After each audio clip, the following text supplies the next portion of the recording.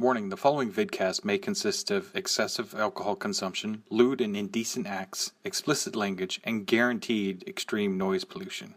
Viewer discretion is advised. I like bacon. Why can't I play a faction with good stuff? That's why you gotta play Striker 3. You're getting Denegar riding on a Haley. I'll take my turn extension. Hey everybody, it's Dowdark here before the show. Just wanted to give you kind of an update of what's going on with turn extension. Due to the amount of development time it takes to put all the different slides in for turn extension, we've opted to go for just an audio format. So this allows those who are watching it on YouTube to just put it on play and paint or play games or whatever else you might do as you're listening to turn extension. Also, at the request of the fans of Advanced Maneuvers turn extension, we've gone ahead and hosted the MP3 formats out on Podbean. You should be able to find it at tabletop.podbean.com. Or just go to Podbean and look for Advanced Maneuvers or Turn Extension. Either search word will bring you to our page. We are looking to get it recognized by iTunes and put into the iTunes feed, hopefully before Turn Extension Episode 3, where we cover the ECR, East Coast Rumble. But until then, enjoy the show. Hello everybody, welcome to Episode 2 of Advanced Maneuvers Turn Extension, where the strategies are made up and the tactics don't matter. Just like rolling scenario with Epic Kane. Doesn't matter. My name is Gaston. I play Protectorate and Minions. This is Fort. I play Cygnar, Circle, and Skorne, and I'm not wearing any pants.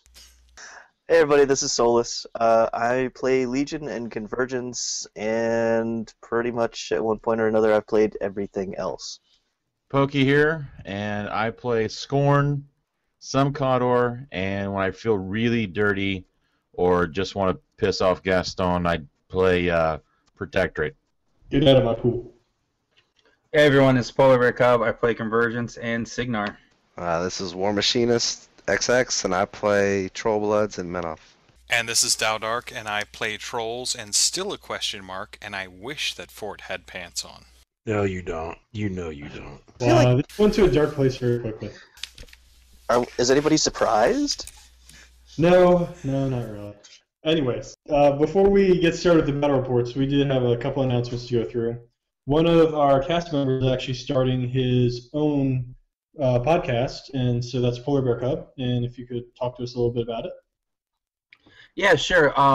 So pretty much myself, DC from Privateer Press, and one of the model makers. Her name is Reese. The three of us, we started a podcast called Your Turn Next. It's going to be a bi-weekly podcast, and pretty much going to be like half hour or so long. We're just going to talk about nerdy things. We just posted episode 0. So you can look that up on the Your Turn Go website, or if you have iTunes or something like that, you can look up on the Your Turn Go podcast link. I think we're going to be up on Muse on Minis here pretty soon. So check it out. It's just different nerdy stuff. We really didn't talk too much about Privateer Press at first, but it's fun. He's the intellectual on the podcast. Dude, I'm just saying, if you've never played the game Booger Man, you should go listen to it. It's a great video game, and I'm pretty sure I didn't make that game up. Please tell me there's flinging involved. Dude, it's a flick and fling adventure. Why am I scared the fact that Polar Bear Cub is the intellectual on that podcast? That worries me greatly. Shooting for their viewers' level. Honestly, amongst this group, that's a low bar to achieve. Well, Yeah, we're real highbrow. But we have such aspirations. See, I used a big word. Yeah, we have such asphyxiation. Oh, Cryx jerk. Anyways, moving on. So this month we actually had to do 5 battle reports because Solus is a jerk and finished his game off too early. What? But we're going to go ahead and shut up. We're going to go ahead and go in chronological order. So we're going to start off with Fort and B versus Towdark, where we have our Cygnar versus Trolls. Fort, would you like to go ahead and start us off? What was your list? What were your thoughts, strategies? I think Dowdark is playing Khador. And by Trolls, you mean Khador. Nope. They all look alike. I think I played Cygnar. Yes, I you looked did. at Circle for you. You did play Cygnar because if you remember correctly, at the end of episode 1, you specifically called out that it was going to be Khador versus Cygnar, and then you changed it to, oh, by the way, it's Khador versus E. Haley. Oh yeah, I remember now. I played E. Haley. Yes, you Thanks. did, and I ended up playing Sorsha, Epic Sorsha, because she had lots of guns, and I was kind of like, you know what, if I'm going to get stuck in Haley's feet, at least I want to shoot her in the face. You did. You shot my little pet squire thing in the face. Well, yeah, there was that one turn where you like parked the squire in front of Haley on a hill, and and I was just I had no idea how I was going to win the game, but I saw an opportunity to shoot you under the feet, and I killed the squire and I put some damage on Haley, and I had that one stupid rocket that was sitting off to the side that had range and had more than enough power, and I missed. What did you need to hit? I forget what it was. I think it was either an 8 or a 9. I was 18 defense on the hill. Yeah, so it was even more than that. They're at 5 or 6. The big thing was that I had Joseph Gogorovich's 3 dice ability put onto the Winter Guard, and I was using that to potentially hit her. I mean, it was a good match in my eyes. I enjoyed it. There was one part where I don't know if we ever got clarification on it or not. Several people mentioned it into the video about the where a bunch of the Stormblade guys were engaged with Beast 09, and I guess they should have been frozen because of the bond with Epic Sorsha, which would have prevented them from being able to do damage to him on the Anastasia de Bray mini feat turn. Because, when you play E. Haley, I get 1 feat, you get 2. And then in the following turns, I get 1 turn and you get 2. Sounds fair. Yeah, no, not really. So, I mean, the game basically boiled down to I don't think I was aggressive enough on the zones, and I mean, Fort was really good at making sure that I couldn't get to Anastasia between her stealth ability and. But I mean, he played an awesome game, and I just got reminded and gave the opportunity through the video to remind others if they had never seen it how freaking painful it is to play against E. Haley.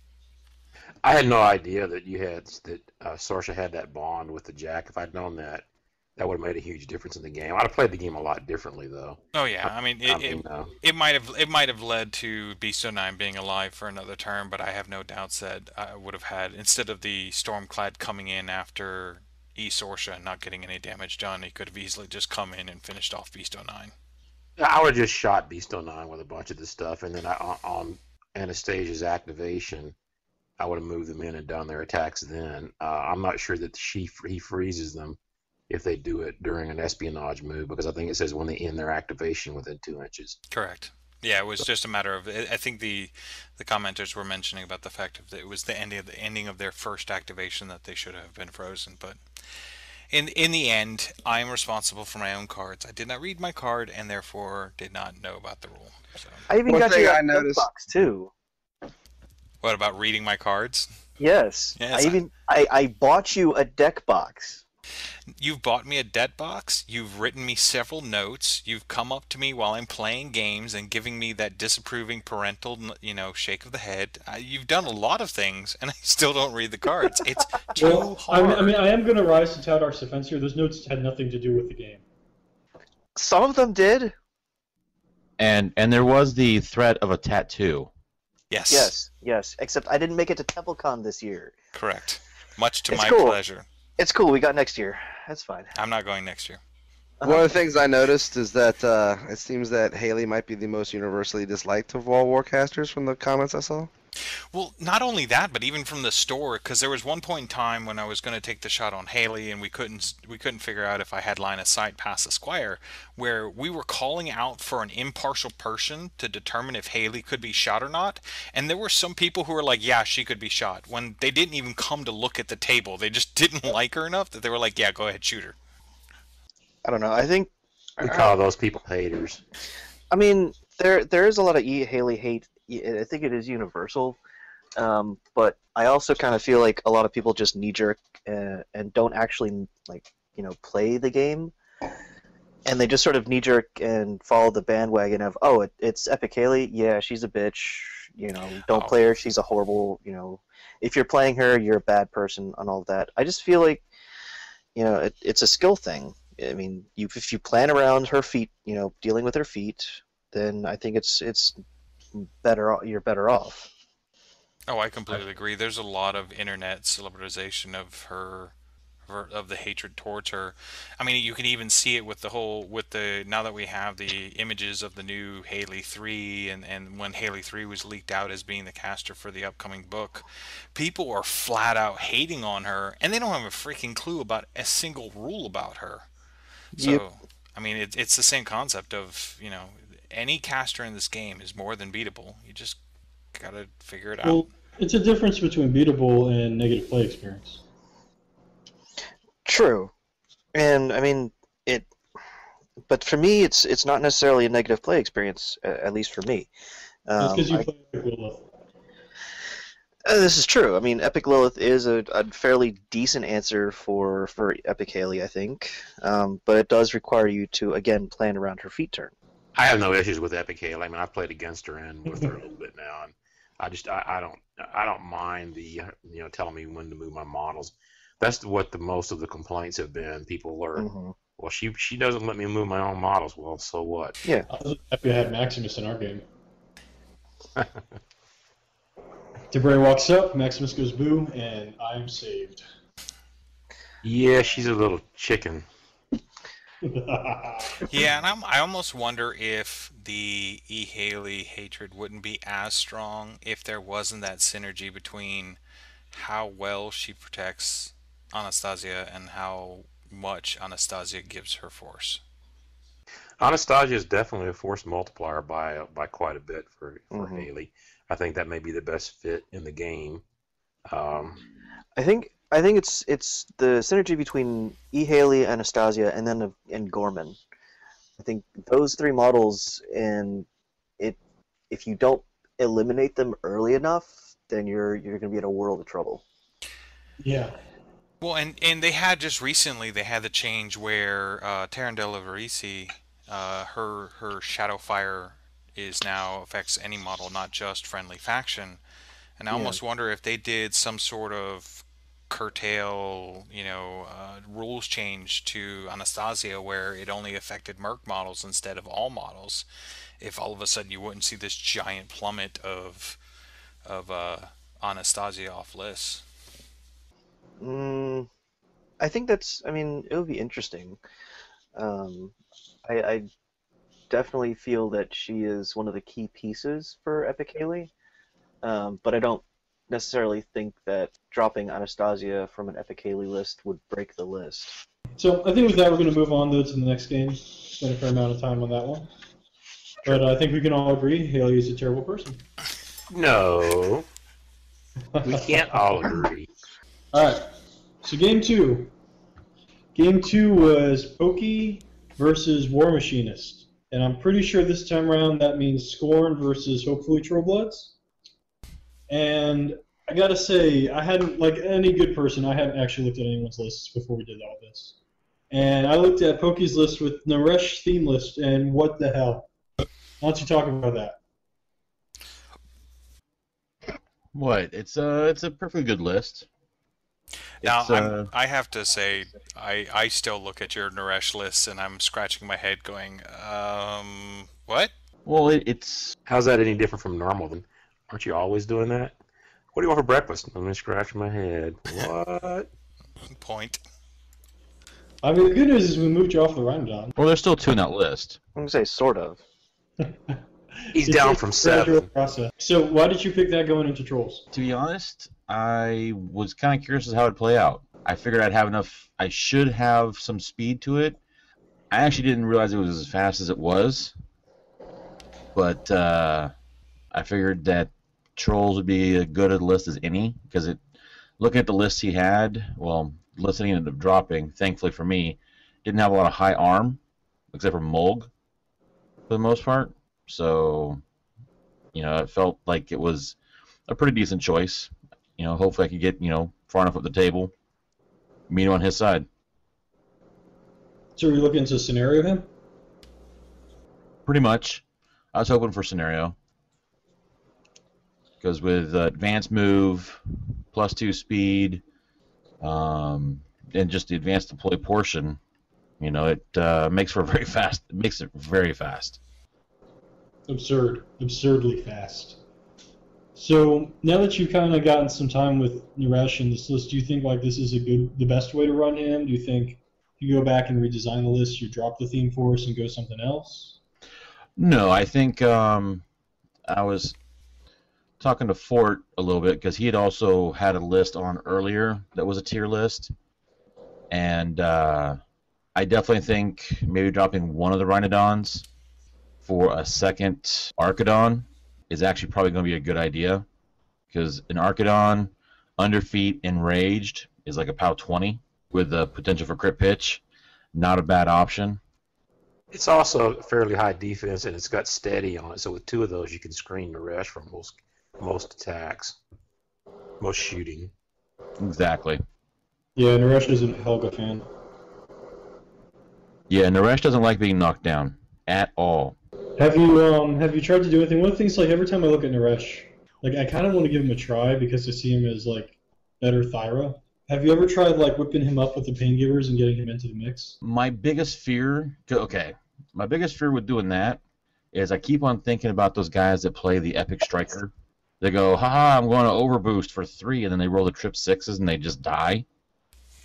My thought is, haha, I'm going to do this with my Beast Handlers because I actually have to roll the damage, and if I fail to exceed, then I take a single point. But if I end up rolling really good, I can put some serious damage on my caster. And if I do that, then the game's over. I mean, I've lost my caster because I've already applied way too much damage to make up for the extra arm or the extra strength that he may get from the boost. Because it's not a 1 point for 1 point boost. It's if I take damage, I get 1 point. It doesn't matter if I take 1 point of damage or 5 points of damage. It's a 1 point boost. So you're That's what you get for rolling those crazy ass dice that roll nothing but 6s. Yeah, what's up with those? Well, you got to melt them just right. I mean, I don't know what you're talking about. Oh, I remember you doing that to me as much as you did it to Fort.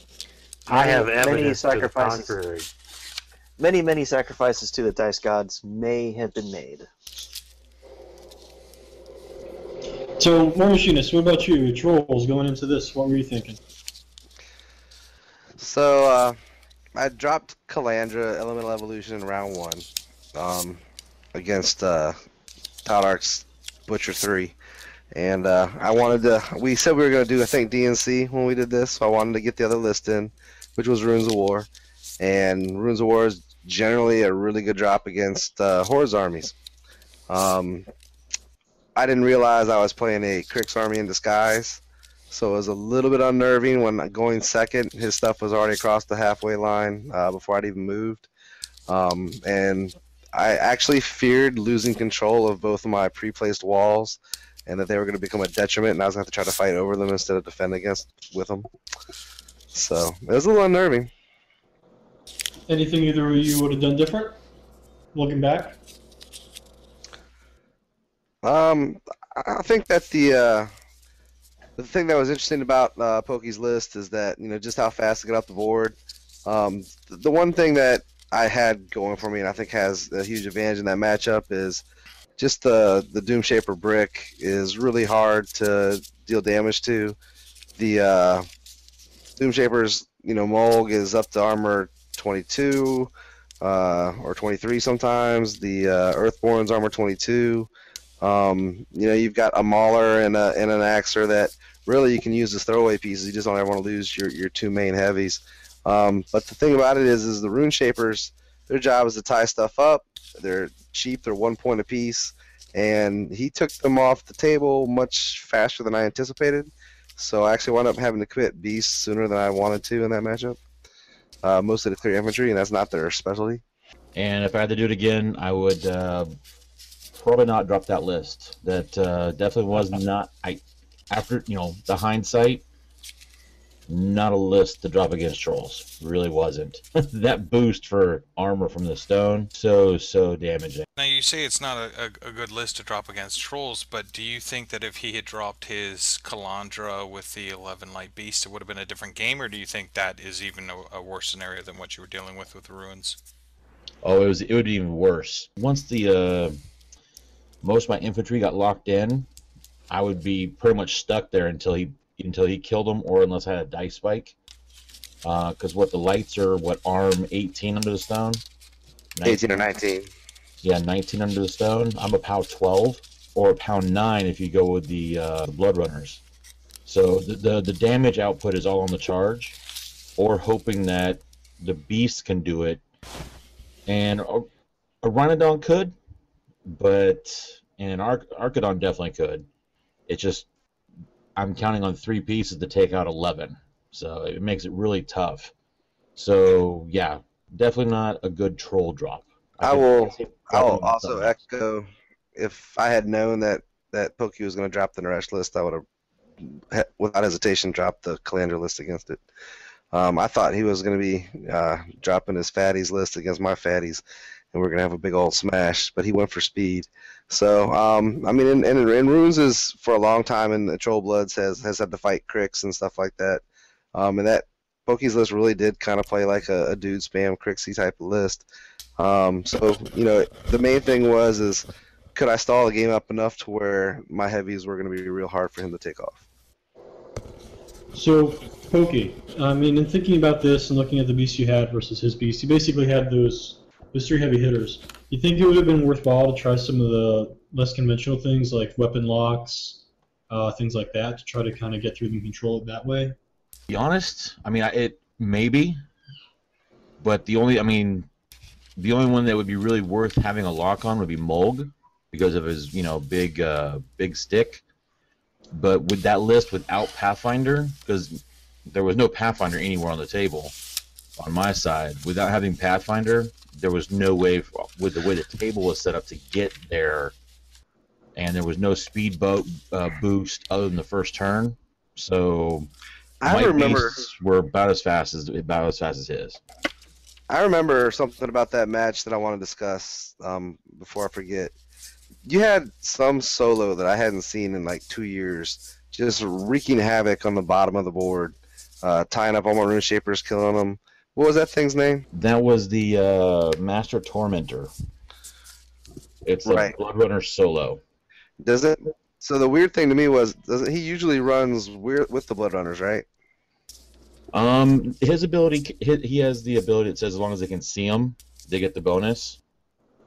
So I kind of ran with the other side because I figured by the time that the Blood Runners would engage, there should be a line somewhere they could see. Yeah, he was a super pain in the ass. That's all I'll say about him. So always those solos you haven't seen in a while, like the monks, the tormentor guy. He's one of those solos. Maybe Fort can talk a little more about that solo than I could, but I actually like him because Thresher, actually like her. It's actually a female model. She has Thresher. She has Sprint. She actually has a decent mat on her own, and she does have anatomical precision. So against high arm, single wood infantry, she obliterates. She threshers, she kills, she gets either further in the line or she backs away to safety. Whatever the case may be, great against single wood infantry. Unfortunately, trolls, not so much single wood infantry. Easy to hit, but man, they're just, with the stone in there, they're just tough. It is tough to kill them. Pun intended, I'm sure. Oh, absolutely. Especially versus your tough rules. I actually like playing with 6 reptile hounds and 2 Archidons in that tier list. Stops all that tough bullshit. Oh, they have a takedown? Yeah. They have Slaughterhouser. They can tough, but they get removed from the game, kind of thing. Doesn't stop the tough, I guess, but it makes me feel better. By the way, screw any type of RFP. It's ridiculous. Should totally be removed. Well, that makes for a great segue. So let's move into our third game then, which would be Polar Bear Cub versus Gaston. Or in this case, what were you playing? Convergence, I think? Yep. Yeah, I was playing my Convergence. It's hard to keep track with all you guys always switching armies. We like to keep it fresh. I know, right? So that was LeConte versus Helga the Conqueror. You want to talk about your thoughts with LeConte going into that? Yeah, so pretty much my fear was that really playing against minions, pigs especially, they have access to slaughterhouses, and what scares me is both of my lists kind of really rely on on bringing models back. More so my Axis list, and pretty much going against you, Gaston, was definitely really weighing out the options, and my thought was, well, I didn't want to get list locked by putting LeConte on the table, but if I dropped Axis on the table, I had this really good feeling that you're going to drop Helga, and if so, there would be 8 points in my army that would not be used, and pretty much most of my army would get removed from the table because I couldn't get the recursion mechanics. So pretty much with that being said, I decided, even though I didn't want to be list locked, I ended up going and dropping LeConte just on the safe side, with the hope that I could try to, get in there, have my stuff survive, and try to go for an assassination, because that's really what I thought my option was, because I knew you were gonna, this stuff was strong enough to remove you of my multi-wound units. So yeah, that was kind of my thought going into that, is just not dropping Axis. And you see, that's interesting, because from my perspective, one, didn't want to get list locked, and two, I was afraid that if I dropped Arcadius, then with the scenario being the way it is, Axis would almost auto-win in that matchup. But I wasn't in any way confident that Helga had the juice to go through your armor. And it's funny because, everyone was talking about E. Haley earlier. LeConte's feat, for me, is very much a time walk. I can't... It's not that I don't get my activations or anything, but I can't do anything because that super freaking armor is so high, and I'm, sitting there at POW 16 base. And that's what's really nice about LeConte's armor. LeConte's feat is really both parts of it. I mean, if you can time it just right, you can really do both parts of his feat. Which the first part, auto repairing. I mean, that's huge. And in a game where you revolve around jacks, to be able to, one, have only 2-point mechanics, and then have the potential to have them automatically succeed in all repair rolls, I mean, that's massive. The downside is you really don't get that second part of the feat, because you always pop, traditionally you always pop the feat right before you're about to get, alpha struck. That list is really slow, so I can pretty much guarantee every time I'm never going to be the first one to charge. So it's always a question for me, is do I pop it? What turn do I really pop it in? So I've been really debating lately about between doing it round 2 and 3, because I'm pretty confident that my stuff won't die that first turn, or the turn where I pop my feet, like what you said. Very few things I think can crack that high of an armor. And I mean, when I was kind of making my nefarious plans going in, I opted to go first. I'm pretty sure I won the roll off of that game, but yep. At this point, I've proven that you can't trust my memory. But I had chosen to go first, so that way I could run everything up and put a lot of pressure on you to try to pop feet turn 1, so then I could scoot back and just get your feet out of the way, and not really have any engagement for that first turn or first 2 turns. And that didn't really work out. You decided to hold on to your feet. Yeah, that was funny. That was kind of the talk we had. First off, I hated going second. That list, I think, really thrives on going first. Just because, I mean, you could see throughout the game is you were able to really push me out and have me on the defensive right off the bat. And I remember when I had activated LeConte, you and I were talking, and I was like, man, I don't know if I should pop my feet or not. And then as soon as I decided not to, I kind of had a little bit of a sick feeling, but I really figured that that with what you had, I didn't think you could get your beast into me that turn.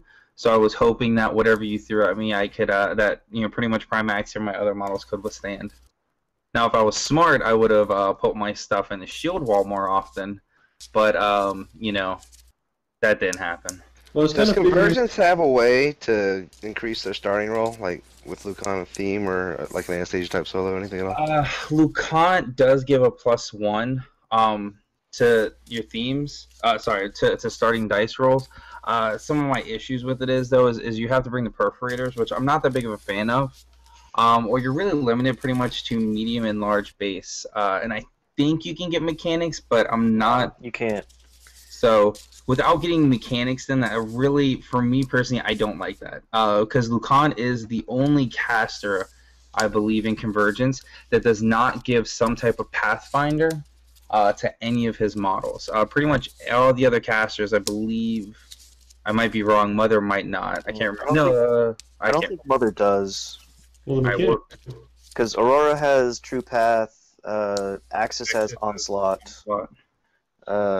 Lucan, yeah, he doesn't. It's in theory and technically doesn't, but you're running a lot of models that I don't know. Anyways, pretty much you have your mechanics. Syntherian brings mechanics to give Pathfinder. Yeah.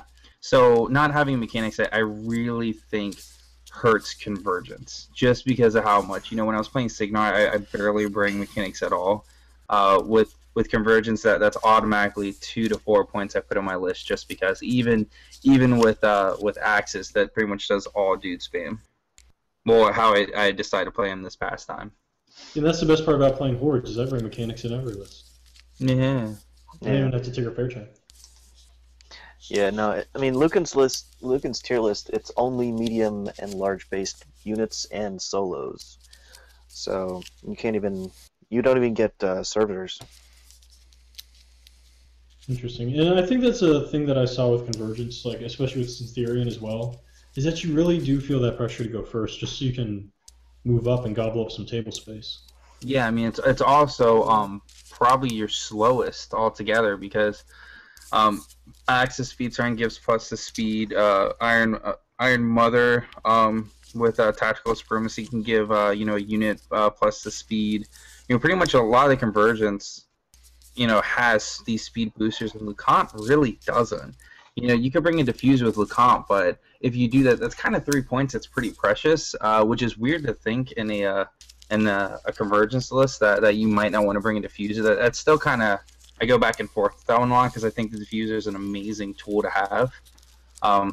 So I actually think I might end up retooling my my Lucan list a little bit, just because I really like the Diffuser. None of us like the Diffuser. That's mean. But somehow fair. I think that's a pretty good covering of Lucan.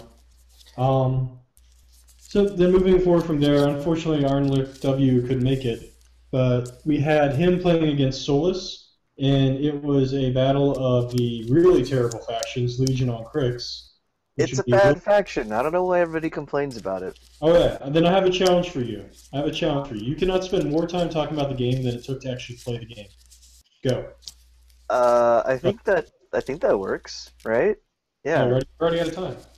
He's done. He's out of time. How am I out of time already? I don't think that's right. I mean, the game took at least half an hour. I think Aaron W said the same thing. I think the whole. I mean, the game had to have taken at least half an hour, all told, right? That's setting up your deployment. Yeah, we're not counting deployment. Hey! Deployment is part of the game. Why don't you tell us your grand overall strategy for shooting people to death? Can you lay out those steps? Aim, fire. Well, I mean, there was a couple of steps. Apply Wraithbane. No, I didn't need Wraithbane. I mean, he didn't have anything that I needed it for.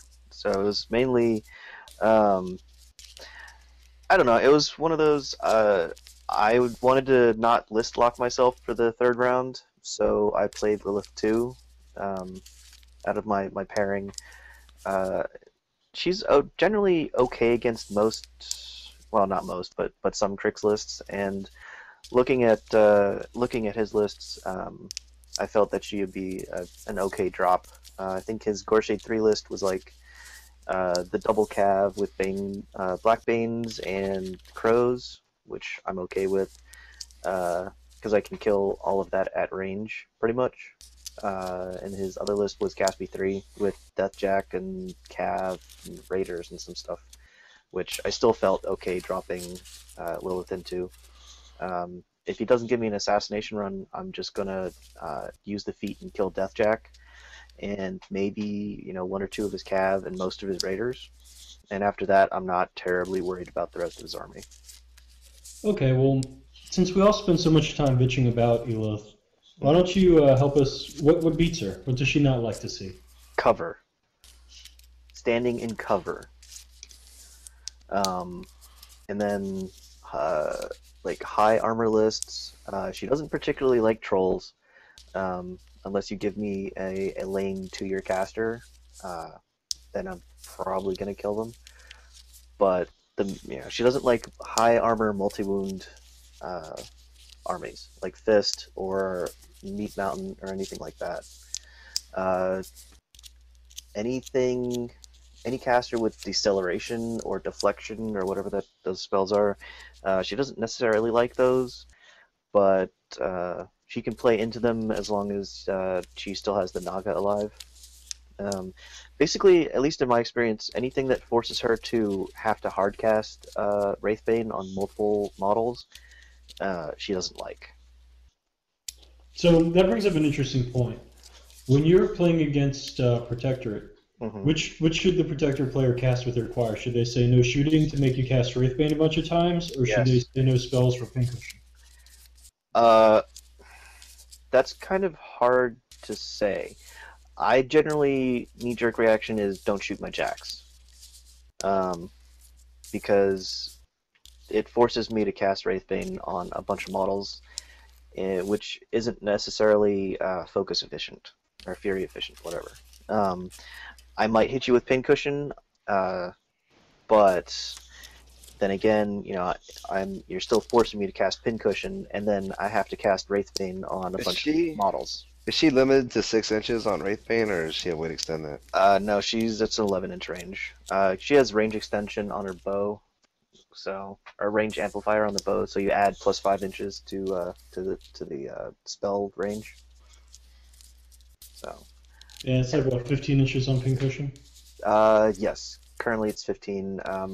I've been contemplating fiddling with the list and putting in a unit of bone grinders, maybe, just for that 17-inch Pincushion and Pursuit. But I don't know. I don't know if it's worth taking out something from the list right now. Out of random curiosity, just kind of spitballing here, since Theme Forces have become such a big deal in the competitive meta, what do you think about her Theme Force? It's okay against, I guess, infantry swarms, sort of. But you have no fury management in the list, which means that after you take your feat turn, something's going to frenzy. Well, usually after you take your feat turn, they're all dead, right? Not necessarily. I mean, you have to take, I think you have to take 2 units of Striders, which is at least 6 points, and I think it's 6 points. It's 9 points for the other unit, because I think you get a free UA. And then you're taking Deathstalkers.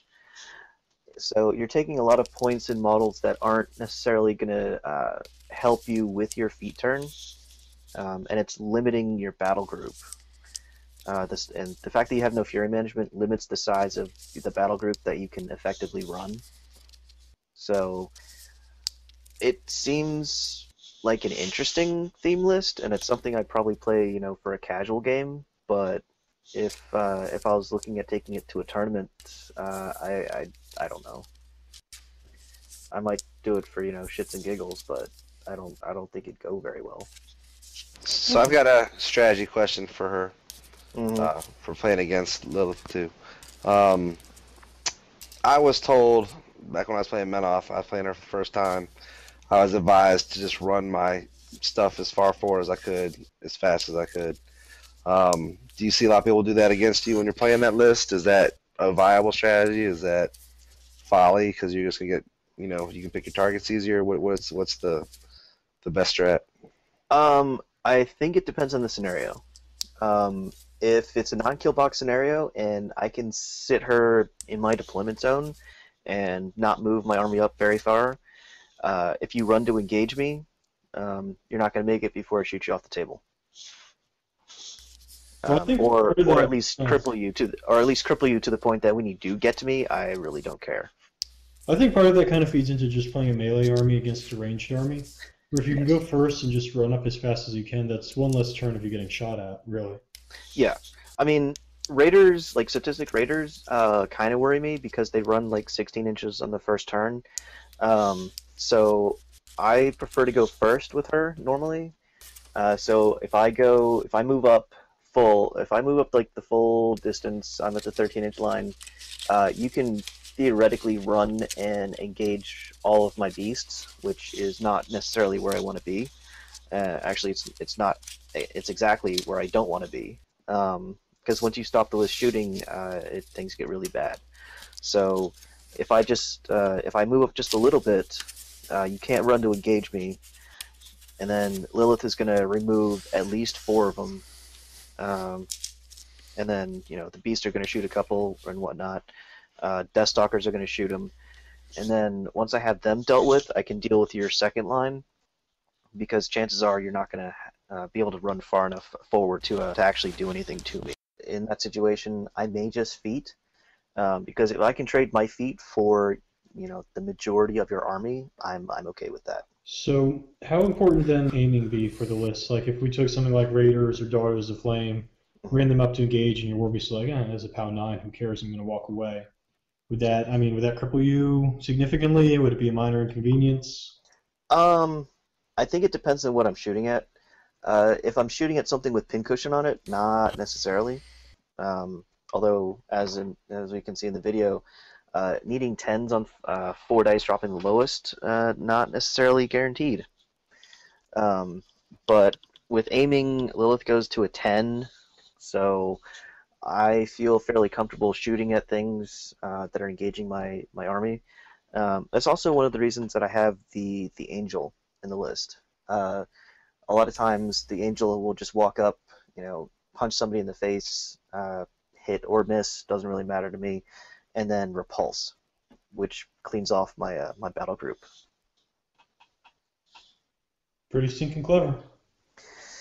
I don't know. I mean, I'm sure that there's something more efficient than the angel, between the POW 12 on the gun, which isn't fantastic when I do actually shoot with it during the feat turn.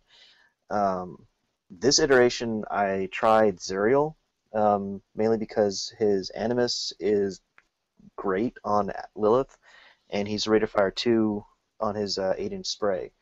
So if you Animus and spray, whatever is engaging, I'll set my battle group on fire, or whatever models I hit on fire, but it's probably not going to kill them. Does it allow you to get around the cover issue? It does. I mean, he's only Rat 5, which isn't fantastic, but when you start comboing his Animus with Pincushion and boosting, the Rat 5 issue is not that big of an issue. And then he has 2 free sprays on the feat turn, and I can buy a 3rd spray. It's POW 12, which isn't fantastic, but it does auto fire, so you're going to take 3 POW 12s with Pincushion, and you can be on fire. So I like him a lot. That's unpleasant. And Put out the call for Fiora. I mean, yeah. But he is 10 points, so I did have to fiddle with my list a little bit to fit him in, because he's 1 more point than the angel. So, but overall, I was happy with how the list performed. So, and I'm very happy with how Zuriel's been performing for me. So I've got a couple of different lists that I want to try him out in, and we'll see how it goes. Excellent. So then we're going to move on to our final game of the month. And this was actually just a random pickup game. This was outside the Scramble because, like I was saying earlier, Solus is a horrible person. Hey, it's not my fault. He right. came right at me. What was I supposed to do? Hold out for a few more minutes. That seems bad. Give me another turn at least. Still seems bad. So, because we needed this extra game, I had shown up, at the game store just happy-go-lucky looking to play a random pickup game. And I was actually looking to play Curtain Call with Helga. But our Taskmaster Taldark says no proxies. And then I also got roped into playing a game on camera. So that whole plan went out the window. Ended up playing something we called it the New 52, which Solus and Polar Bear Cub and I had kind of concocted a while back. And it's basically Midas with a shit ton of pigs. Wait. You can't blame me for that.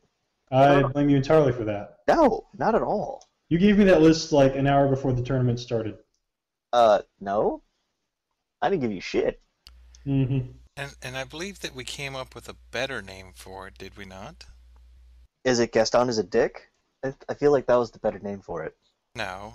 In honor of the individual playing it, instead of calling it the New 52, I think we should call it the Sue 52, as in Sui. Oh, oh, Oh, bad puns. wow. Bad Or he puns. plays like a girl. Wow. That went to a horrible place quickly. Are we surprised? Because No, I not feel like we anymore. should be surprised. I used to have hopes for us. So that list went up into Nemo. I believe Nemo 2, played by Fort B. I like bacon. I don't know. I was told by I don't know, someone. I think it was Thaldart, maybe you, maybe Solus. Somebody said that we needed to get a Nemo game on there, so I slapped together Nemo 2 with this stuff that I had in the list: the Storm Wall and the Stormsmith Stormcallers looked kind of cool because of the Elite Cadre. I'd never really played them before. I threw a Black 13th in there to give me a few extra shots, and then a Centurion and Dynamo because Dynamo's new. I wanted to try him out. And it ended up being an interesting game as far as I killed a whole bunch of stuff and still lost. I misplayed one part of the game where I wanted to put the Lightning Shroud on the Dynamo and try to go kill a bunch of the pigs. And if I'd done that, the Beast would have died because it's +2 strength to Dynamo, and the Lightning Leaps would have probably taken out most of the single wound infantry around there, around your last Beast, your last heavy.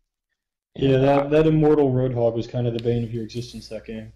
Yeah, well, we also found out several other things. Your Slaughterhouser should have been removing those jacks that you killed, so you wouldn't have had cover while I was shooting at you, and I missed like 2 or 3 shots shooting at your guy because of the cover. So, all told, it was a fun game. I mean, I liked seeing the giant pile of models on the side of the table that those Stormsmith Stormcallers were able to kill. Those guys are just brutal to single wound infantry swarms, and with Nemo 2. I was absolutely dreading them going into that matchup.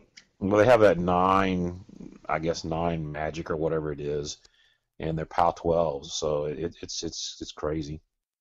They don't really have to roll to hit; they just roll their little 9, and there they go. Oh, it was horrible, absolutely. Especially with Stormwall dropping that stupid pod. Well, I actually think it might be better to have 2 Stormwalls on that list to give me 2 pods to give me even better things to triangulate off of. But maybe not. I like Dynamo, but I let myself down, let him down by not doing it in the proper order of activations. See, I like Dynamo as a wreck marker. That jack still scares me, no matter how many times I play against it. Well, I was just really sloppy in the game, and I've been kind of sloppy the past month. I was sloppy at ECR. I need to tighten up my game. I need to get more reps in. I played, like 1 game a week maybe. Yeah, I honestly kind of feel like I'm in sort of in the same boat. Yeah, I hate all you guys. I play like 1 game a month right now. Yeah. You've got something on the side. We all know. Speaking of something on the side, it's interesting that you're talking about Stormsmiths and double Stormwalls. Have you thought about Darius's field test? No, I don't. I've never even touched Darius. I don't know. I don't know anything about him. I'm really new to Cygnar. I'm just kind of getting my feet wet. Dude, Darius is awesome. I think my next project is going to be playing the 2 Canes. I don't like them on paper because I hate shooting at stuff, but I need to give them a try. At least a friend of mine told me, guy who plays Cygnar around here. Okay, I'm going to put a hit out on him. Yeah. I mean, there's nothing wrong with Canes. They just want to hug you with their bullets. There's so many things wrong with Kane. Really? Says the person that plays Lilith too? Yes. Well, I come from Skorne and Circle, where I want to go to your face and smash you. I don't want to shoot at you, and that's what I'm trying to do. That's what I try to do with Cygnar. That Haley list that I built, that's what it's supposed to do: go to your face and smash stuff. That's why you got to play Striker 3. I do have Striker 3 in the works too. I just got my 2 units of press gangers are finally done, and the trenchers are finally done. I got some plans. You guys will be seeing him soon. Nice. That's exciting. I'd like to see more Striker 3 on the table. Yeah. Cygnar, not Mercs.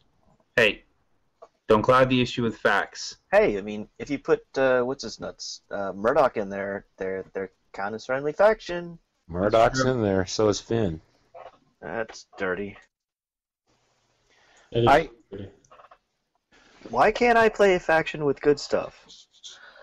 You've played all of them. Yeah, and every time I play them, they're terrible. I don't think you understand what that term means, good stuff. Yeah. Kind of like the Princess Bride thing. I don't think this word means what you think. I kind of feel like it does. A little bit, you know, maybe. Yeah, see, that's the problem right there. What, the fact that I was trying to think? Yeah. Well, that's the second. That's the second. I was going to say, that always gets me in trouble. Oh. Do or So do what not, did there's you- no thinking. What were your plans there, Mr. Bacon Pusher? For the most part, I was actually kind of freaking out the whole time, actually. When I built that Midas list, the idea was that I didn't want to really invest in 8 units of Bone Grinders. So that list was sort of trying to be a poor man's version of that Butcher's Block method of running things. And I never really intended for it to go up against 2 heavies and a Colossal like that. I'd actually always kind of pegged it more as like a Cryx anti-infantry spam list, maybe against Axis, things like that.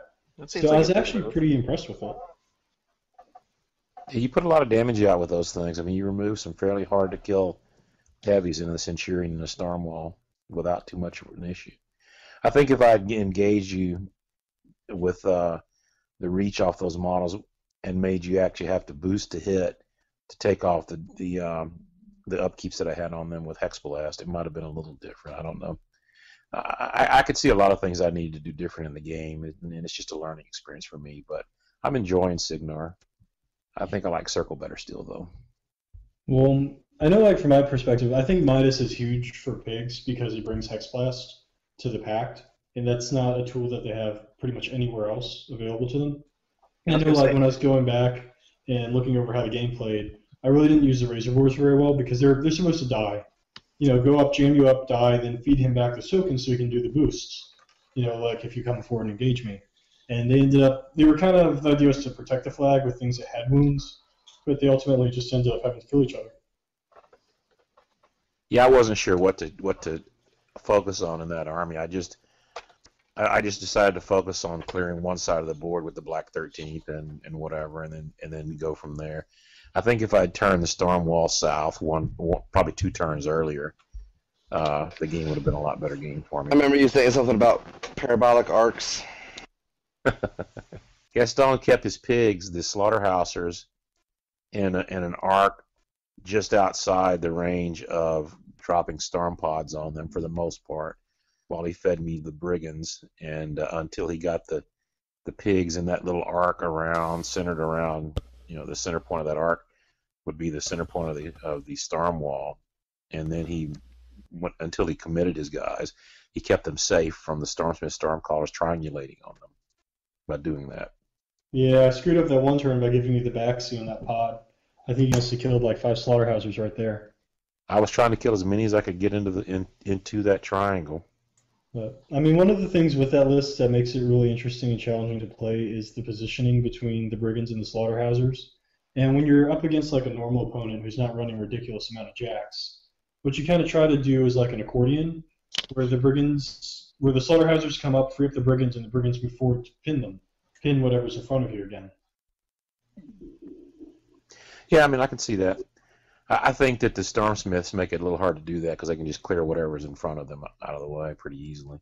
Yeah, I was hoping that the Bone Grinders over there would be my accurate shooting to get rid of the Black 13th, and I probably should have turned them on that Stormsmith first. And I think with my dice rolls, I actually would have maybe hit him. Oh, you would have. He's like a lot easier to hit. He's a lot easier to hit than the Black 13th. Yeah, that would have saved me a lot of pain right there. I'm going to say, one of the things that I've learned is when you see Stormsmiths on the table, you try and take them out as fast as possible, because otherwise you're just going to make your life hell. The biggest problem is I have a feeling that I'm going to be seeing 5 of them in a list coming up here real soon. Dude, as soon as I can find 2 more, oh hell yeah. Darius will ride again. I'll loan them to you if you're going to kill pigs. So what does the Nemo list need? How do you change it? I'm probably going to take the Centurion out and Ayana and Holt out, and just add more stuff. Probably maybe some gun mages. I don't know. I haven't really thought of it that well, or that long on it. I don't think I would play Nemo competitively. That was just to get Nemo on the camera. I tend to be more of a Striker 2, Haley 2, Haley 1 kind of player. That's what I prefer. Do you think he's viable? I don't think he's competitive for tournaments. Really? Even with the ADR? No, I don't think so. Well, the ADR changes a lot, but then you play Nemo 2 and you're stuck with Nemo 2, Sturgis. I don't know the other 2 casters, but Kara Sloan and Kane 1. Kara Sloan, you're not going to ever play her. Just not. I wouldn't. And Kane 1, that's what I said. I'm going to learn him. To be honest, of those 4 casters, the one that intrigues me the most is Sturgis. I like the way he plays. I've played him a couple times now, and he's fun for me. I know that Kane's probably the better of the 4 of those casters. Kane doesn't click with me.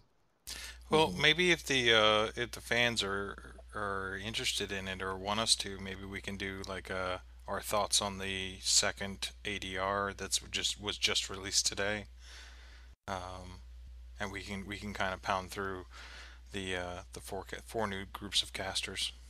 As soon as I get my Haley 3, she's on the ADR, so I'll be happy with that. Yeah. Durst on ADR. Now she may not be so good, but she's cool looking. The models are very cool. See, you guys are all getting nice stuff, and I don't get anything. I feel so bad. You're getting Denegar riding on a Haley. Dragon. I don't play Cryx. People keep yelling at me to not play Cryx. Which is very sad, because they're sitting on my shelf here staring at me, judging me. It's kind of creepy. Go to different websites. But no, they're sitting on my shelf, like right next to my computer. It doesn't change my answer. Terminus is glaring at me right now. It seems really bad. But yeah, I don't know. I like the idea of the ADR, and I kind of wish that more events in our area would actually run it. Because it's an interesting twist on the game. I agree. I think it's a lot better whenever I actually finally get around to doing another tournament. It's definitely my preferred format is to do ADR. So it'll be like season 17 of the ADR? Hey. I'll try to get another one in here pretty soon. Sure. Maybe I'll even attend. Speaking of ADR formats, the Nova Nomads are doing the Feet of Service on May 30th. Yeah, I think, aren't we sitting down with Hawk or somebody and talking about that on Wednesday? I believe they're going to give us some opportunity to show how their create-a-caster format works, and kind of a go-over of what the Nova Nomads Feet of Service tournament is, and how individuals who don't actually go to the tournament can still participate in the auctions that they have, which drives the charity funding towards the Wounded Warrior Project.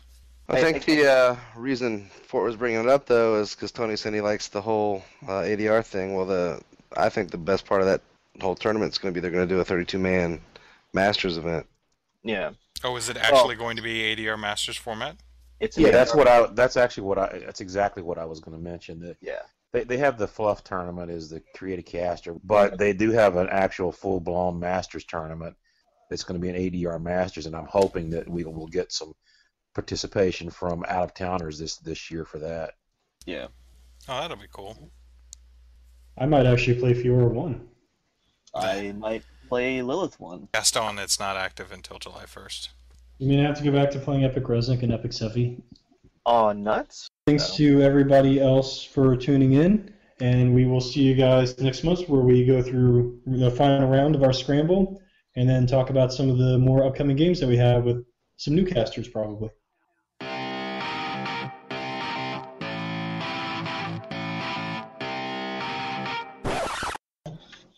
But I think we can all agree Haley is a terrible person. No. We can't all agree. It's cool. She danced around her pole, and She's a sweet little country girl who's gone to the big city and just, lost her morals a little bit. Keeps it real. And So you're saying Haley is more Coyote Ugly, less striptease? she's like Mary Ann on Gilligan's Island, a sweet little girl from... She's obviously got daddy issues, that's all I'll say. Yeah. Alright. Woof. It's a dog. Looks kind of like a pig. Is that Raven? She looks. Is it a polar bear?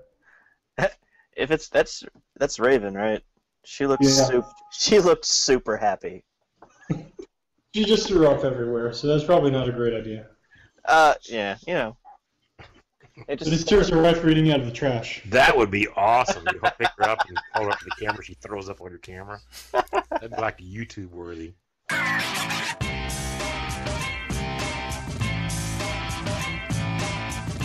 So How much would you pay to see me eat this moth I just found on the windowsill?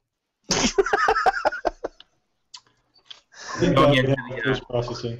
So are we going into eating porn now? Percent chance we still have listeners at this point. I know I turned this podcast off already. I was going to say, if I had the